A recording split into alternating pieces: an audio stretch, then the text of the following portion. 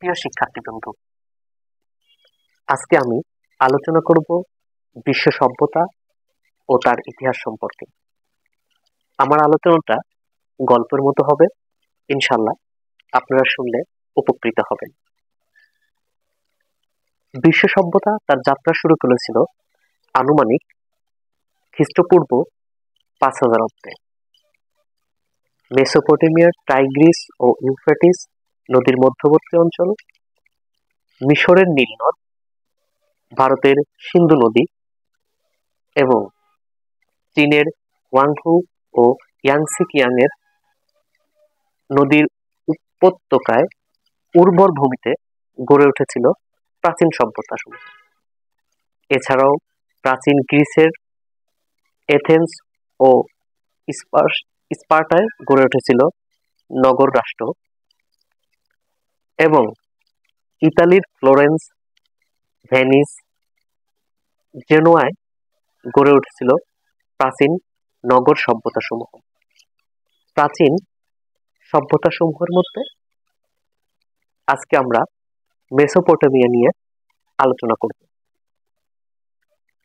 Mesopotamia সভ্যতা প্রাচীন সভ্যতাগুলোর মধ্যে সবচেয়ে প্রাচীনতম। মেসোপটেমিয়ার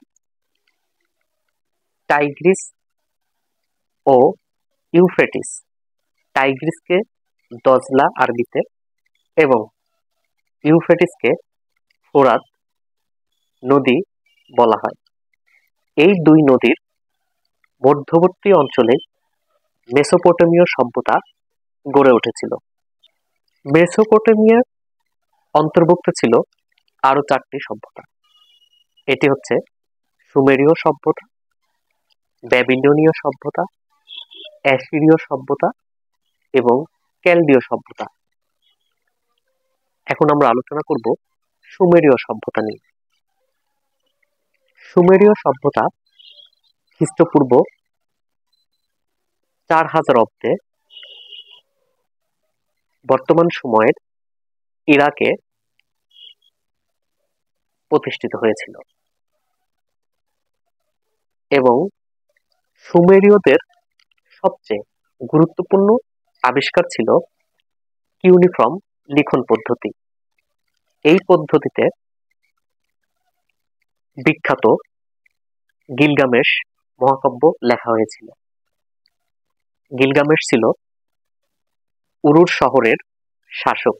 সুমেরীয়দের আয়ের উৎস ছিল কৃষি এবং সেই সময়ে উন্নত সেচ ব্যবস্থার প্রতিষ্ঠিত হয়েছিল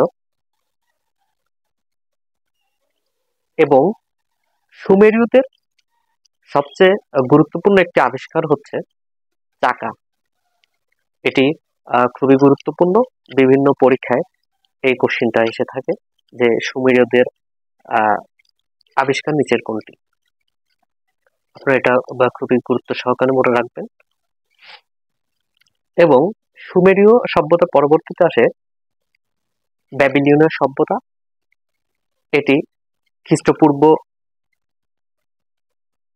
2050 অব্দে গড়ে উঠেছিল অ্যামোরাইট জাতির মাধ্যমে এবং অ্যামোরাইট নেতা হাম্মুরাবি এটি প্রতিষ্ঠিত করেছিলেন এবং হাম্মুরাবি সবচেয়ে প্রাচীন যে লিখিত আইন সেটি প্রণয়ন করেছিলেন এবং সেই আইনের মূল কথা ছিল হচ্ছে চোখের বদলে চোখ।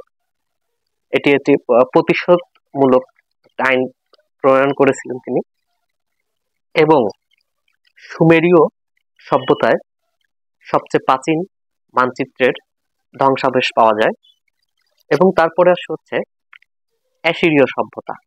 অ্যাসিরীয় সভ্যতায় প্রথম লোহার অস্ত্র ব্যবহার করা হয় এবং গোলান্দাজ বাহিনী গঠন করা হয়।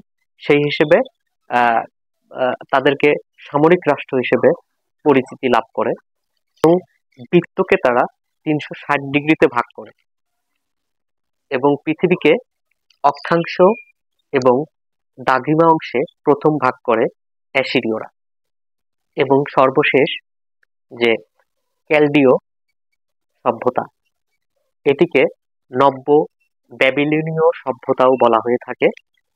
এটি পারস্য উপসাগরের সেমিটিক জাতিভুক্ত ক্যালডিওরা প্রতিষ্ঠিত করেন। এবং এই যে ক্যালডিও সভ্যতা, এটার প্রতিষ্ঠাতা ছিলেন হচ্ছে নেবুচাঁদনেজার। ক্যালডিওরা সপ্তাহকে 7 দিন এবং প্রতিদিনকে 7 জোড়া ঘন্টায় বিভক্ত করেন প্রথম, এবং তারা 12টি নক্ষত্র আবিষ্কার করেন। পরবর্তীতে এই 12টি নক্ষত্রের মাধ্যমেই 12টি রাশির সৃষ্টি হয়। এবং তাদের যে প্রধান দেবতা, তার নাম ছিল হচ্ছে জুপিটার।